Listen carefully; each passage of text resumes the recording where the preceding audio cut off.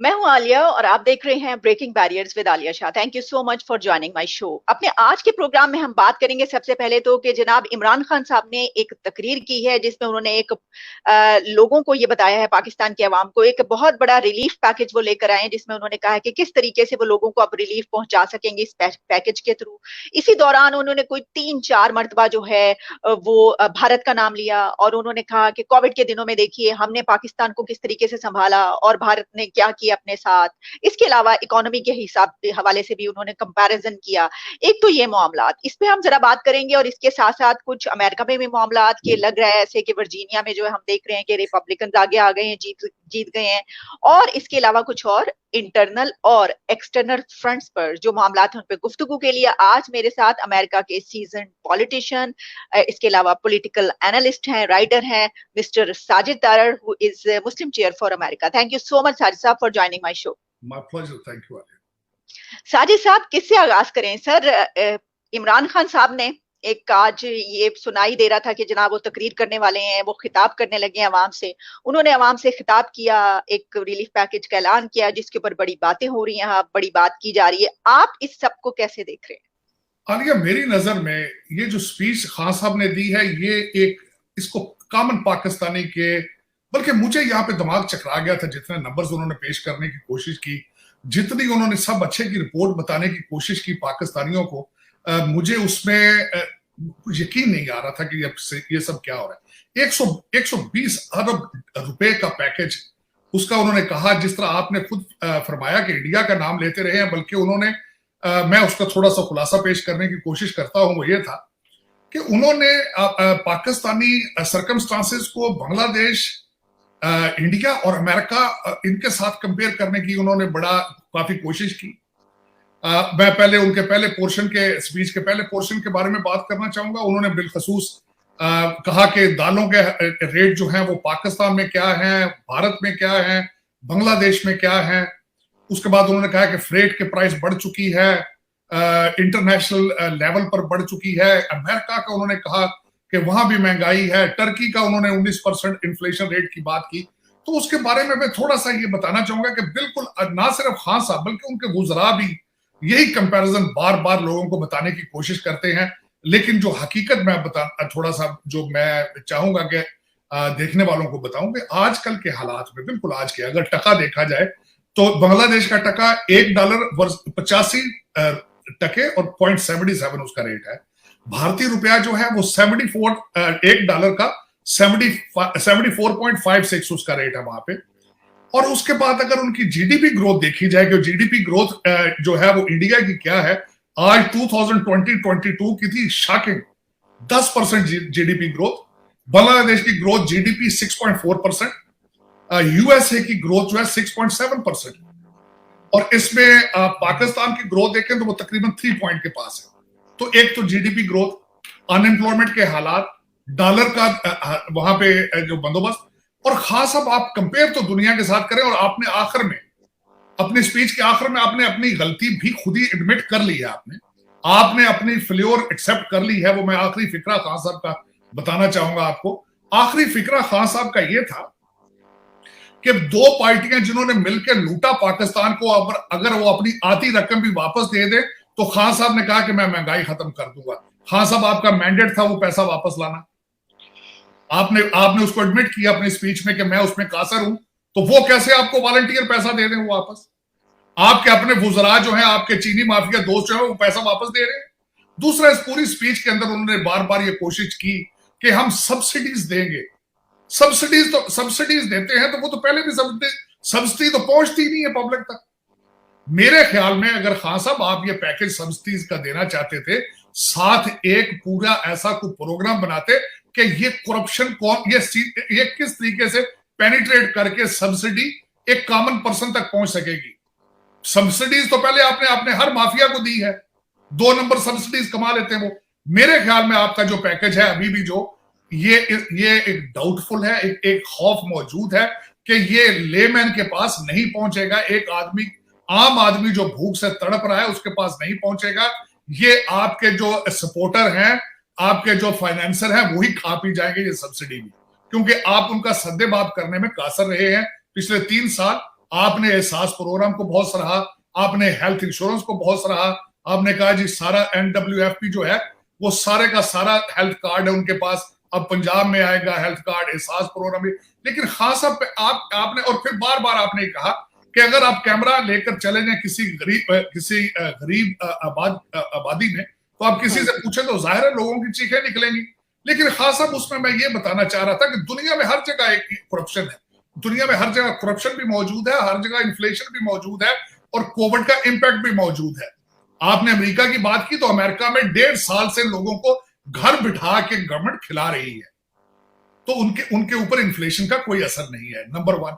दूसरा, मैं जिस तरीके से बताया, मैं बताना चाहूंगा आपको, मैंने दूसरा आपके इस सेगमेंट में आने से पहले एक और कोशिश की कि खान साहब ने अपनी हार भी तस्लीम की है कि 2 पार्टियों से, जो जरदारी ग्रुप और दूसरा शरीफ बरादरान से पैसा बिल्कुल जो बार बार ये कहते थे खींच के लाएंगे, नहीं ला सके।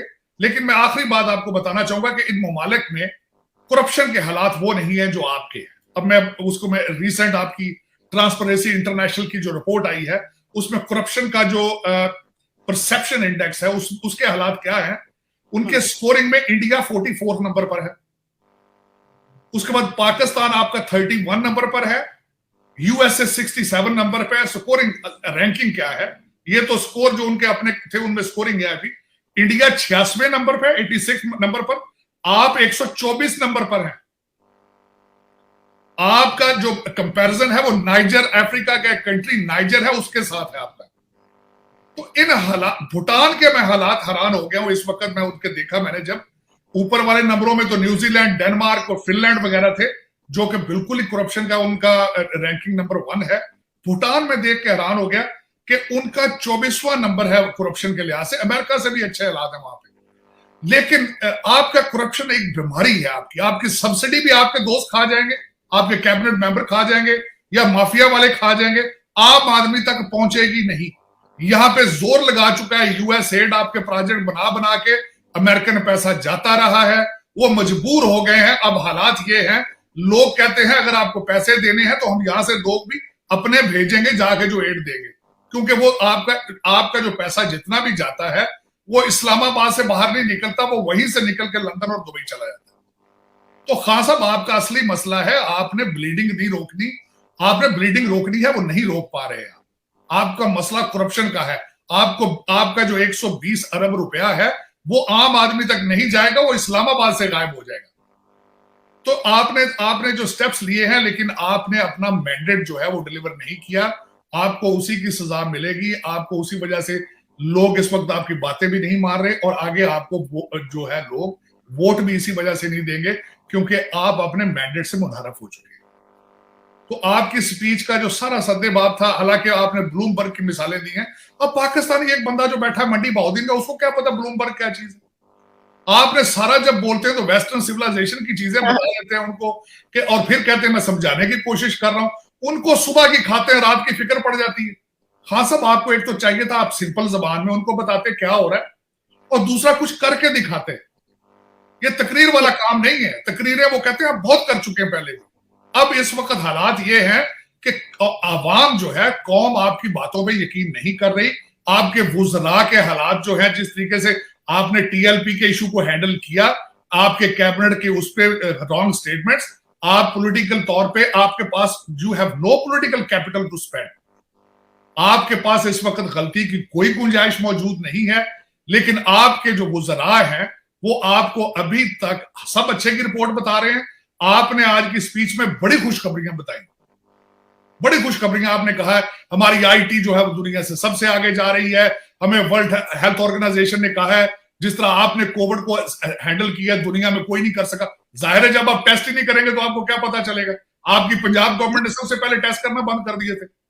ये आपने तो बिल्कुल ऐसे किया ना कि गुर्बत को मार दे, गरीबों को मार देंगे, गुर्बत खत्म हो जाएगी।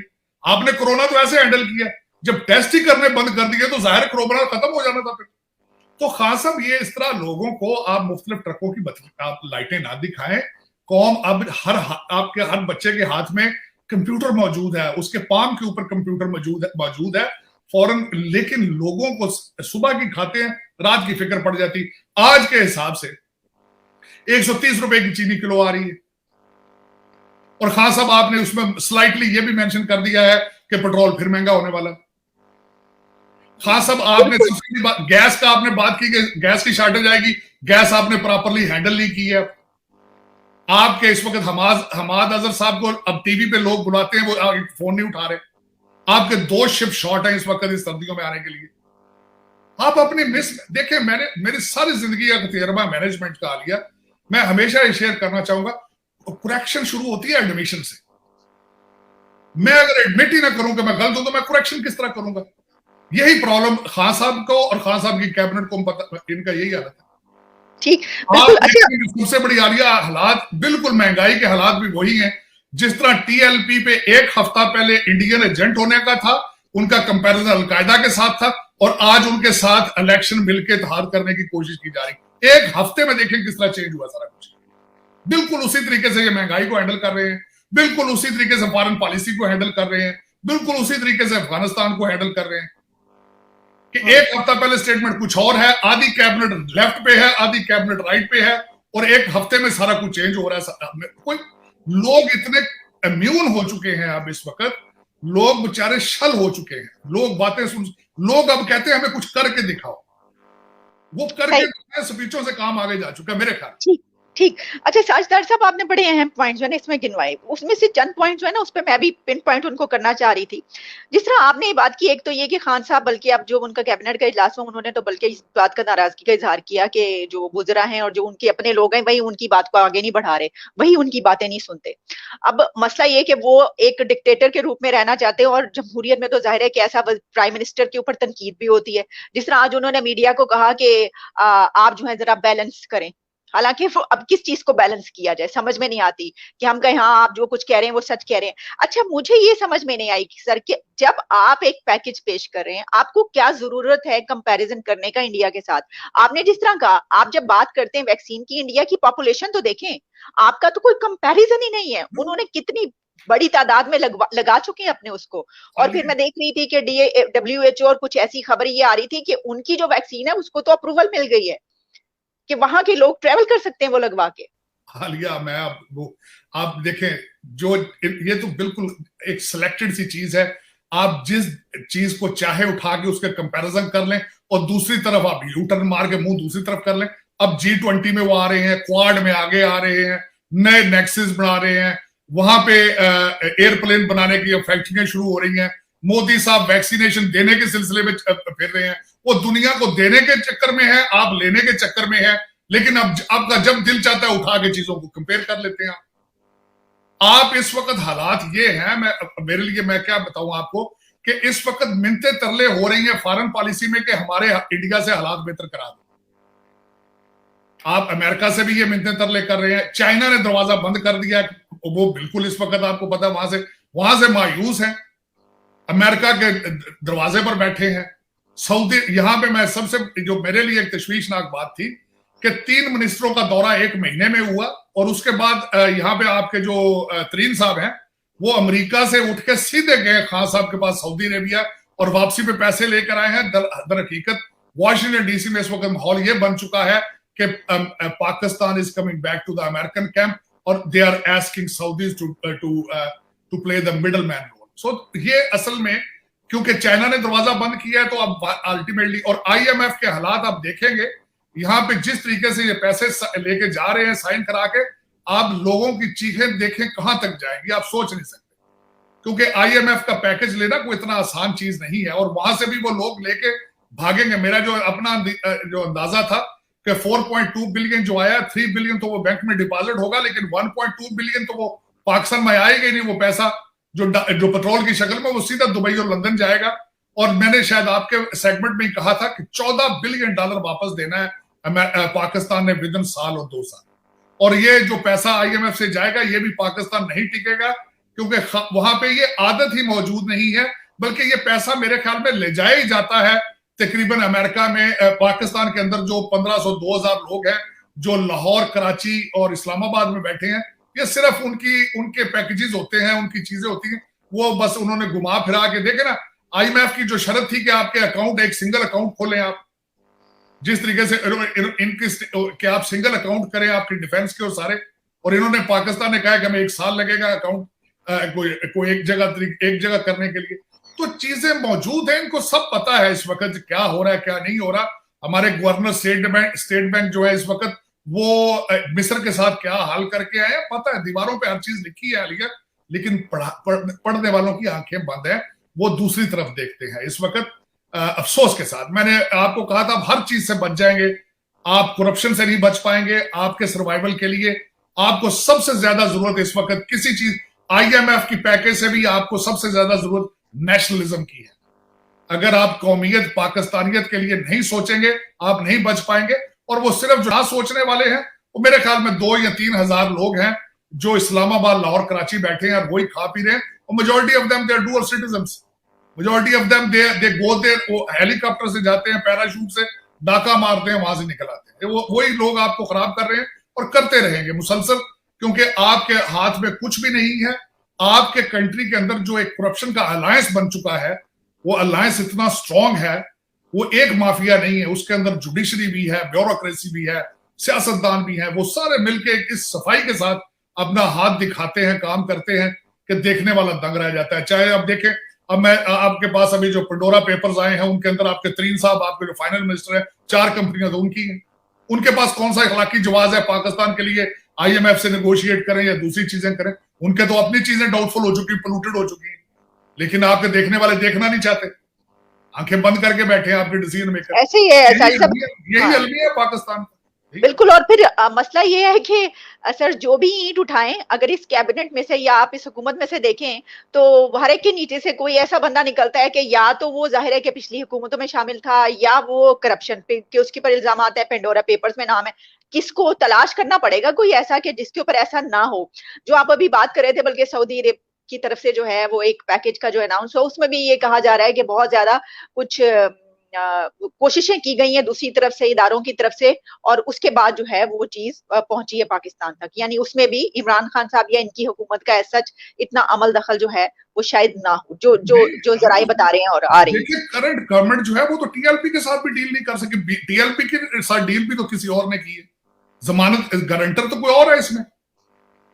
इसमें डील जो पाकिस्तान TLP के साथ भी डील तो गवर्नमेंट ने नहीं की। गवर्नमेंट तो कहती रही है कि इनको लॉ एंड ऑर्डर को अपने, हम किसी को कानून पामाल नहीं करने देंगे, ये कर देंगे, वो कर देंगे। तो गवर्नमेंट जो आपकी, वो तो अलकायदा के साथ इनकी कंपैरिजन करती रही है। लेकिन ये डील TLP की भी तो किसी और ने की, और सब पाकिस्तान को पता है सब। और जो बल्कि अफसोस के साथ ही अफसोस है जो कुछ भी हो रहा है। और दूसरे साइड पे आपके जो नेबर हैं वो इंडिया में इलेक्शन हो रहे हैं अगले साल। अब पता नहीं वहां से आप किस तरह बच पाएंगे उनसे, अब उन्होंने क्या करना है क्या नहीं करना।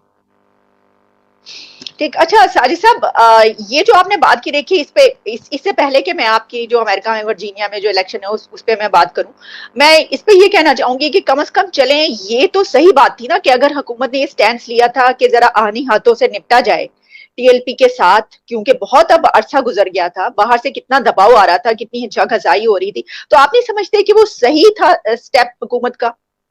नहीं, हुकूमत का स्टेप शुरू से मैं कहता हूं स्टेप तो सारे ठीक थे, लेकिन ये मिसमैनेज किया गया। 3 मिनिस्टर्स ने उनके साथ गलत फैसले किए, गलत कॉन्ट्रैक्ट किए, साइन किए। मैं अब हैरान होता रहता हूं कि देखिए उनकी डिमांड में फ्रेंच एम्बेसडर को निकालना मौजूद ही नहीं था।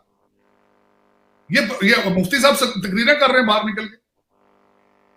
अब मुझे ये बताएं फिर, अच्छा मुआहदा डिस्क्लोज नहीं किया गया, ये भी लोगों के साथ ज्यादती, पाकिस्तानी शहरियों के साथ ज्यादती। कि गवर्नमेंट किसको रिप्रेजेंट करती है? अवाम को। और अवाम को आपने मुआहदा किया साइन उनके साथ, अवाम के नुमाइंदे बन के, लेकिन अवाम को नहीं बता रहे। इससे बड़ी ज्यादती क्या होगी?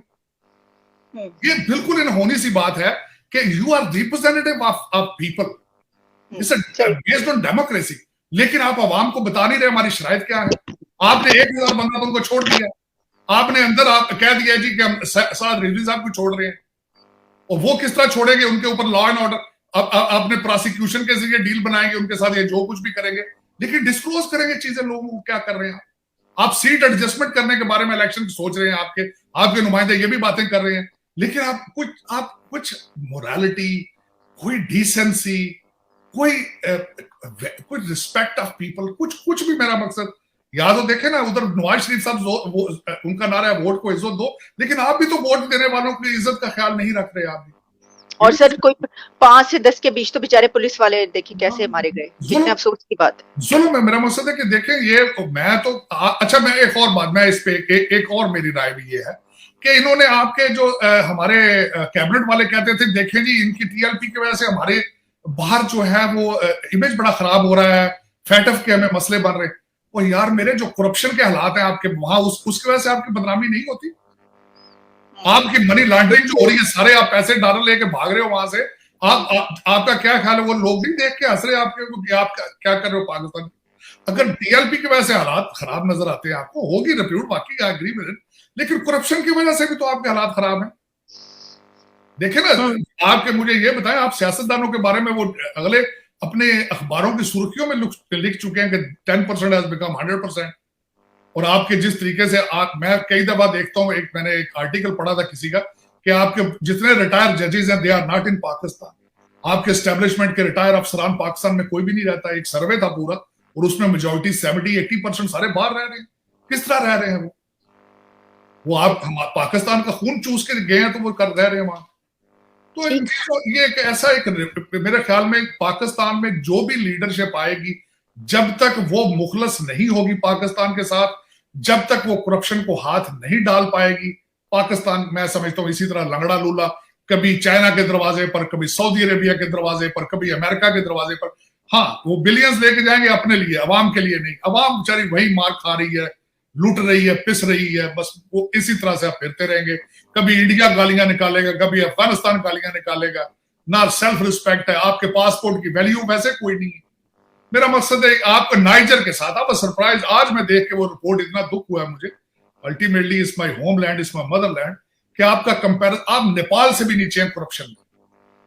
आप नाइजर के साथ, नाइजर को गूगल करके देखें, उनके हालात देखें तो आपके तोते उड़ जाएंगे। और आप you are the only atomic Muslim power in the world. It's disgraceful, it's embarrassing.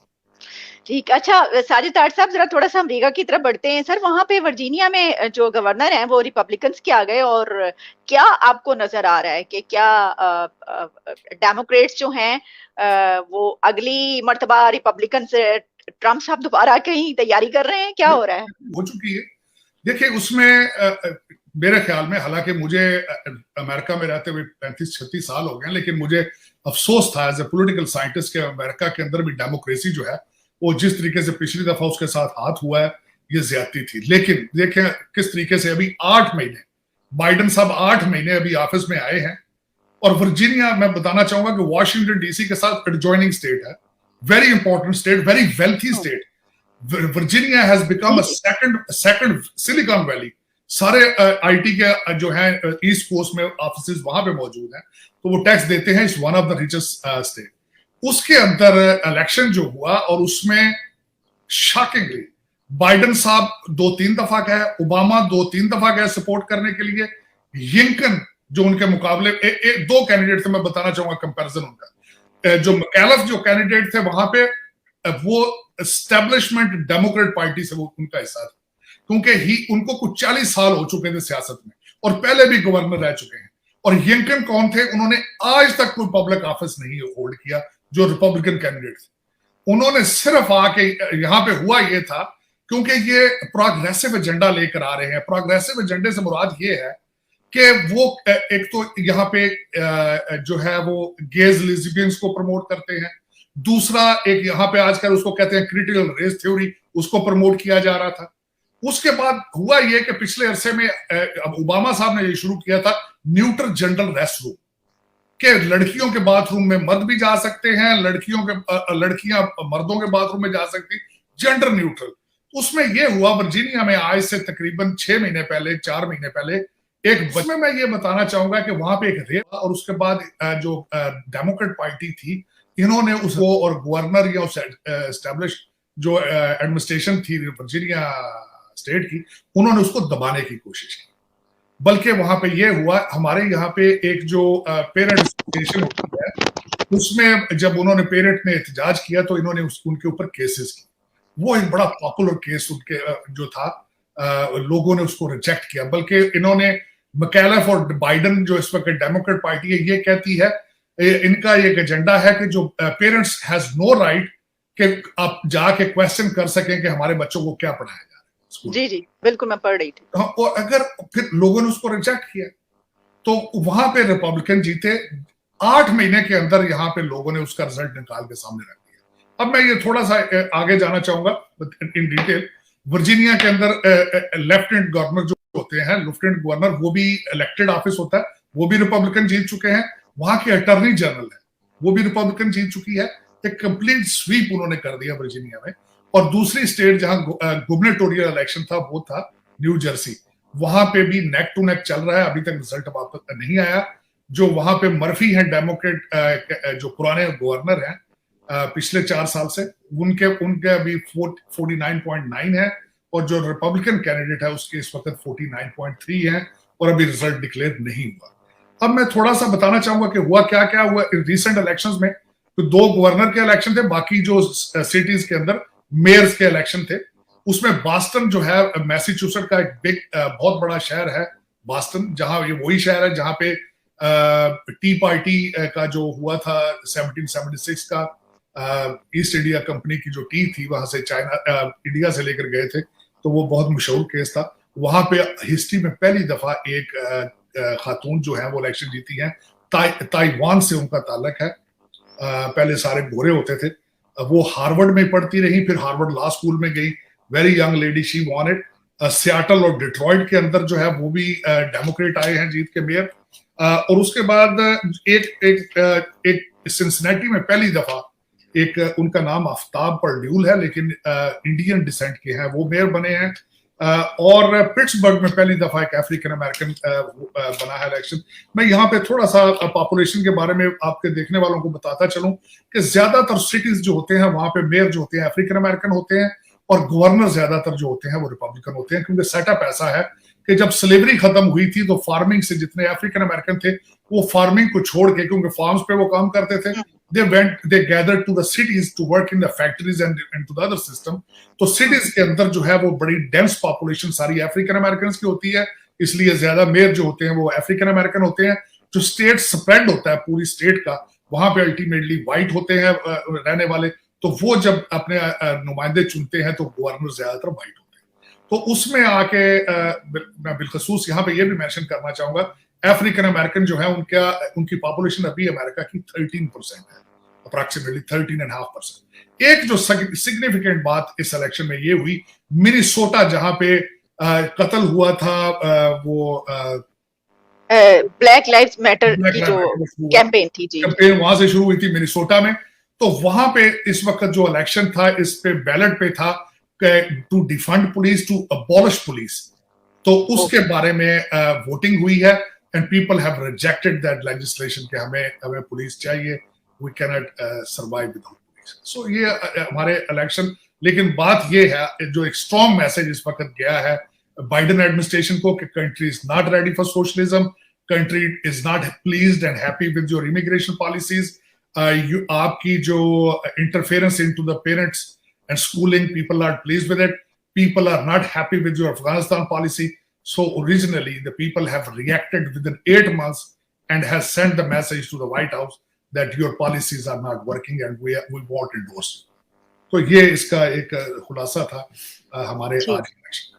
सही सही। Thank you so much Sajid Tarar साहब, बहुत बहुत शुक्रिया आपके टाइम का, आपके वक्त का, और आइंदा भी आपसे बात होती रहेगी। Thanks a lot. Thank you. Pakistan जिंदाबाद।